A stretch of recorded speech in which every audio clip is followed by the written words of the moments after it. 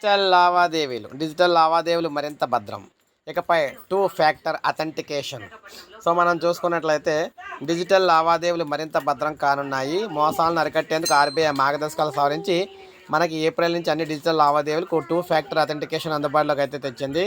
UPI సహా net banking, వ్యాలెట్లకు సంబంధించి ఈ నిబంధన అయితే వర్తిస్తుంది. అంటే ఇకపై లావాదేవీ పూర్తి చేయాలంటే రెండు వెరిఫికేషన్ అంచెలను పూర్తి చేయాల్సి ఉంటుందన్నమాట.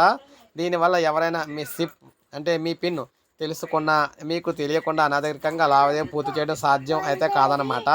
రిజర్వ్ బ్యాంక్ ఆఫ్ ఇండియా మార్గదర్శకాల ప్రకారం 2026 ఏప్రిల్ నుంచి చేసే అన్ని లావాదేవీలు 2 ఫ్యాక్టర్ అథెంటికేషన్కు లోబడి జరగాలి. యూపీఐ లావాదేవీ పూర్తి చేయాలంటే కేవలం యూపీఐ పిన్ ఎంటర్ చేస్తే సరిపోదు. ఆ లావాదేవీ పూర్తి కావాలంటే అదనంగా మరో వెరిఫికేషన్ యాడ్ అయితే చేయాలి.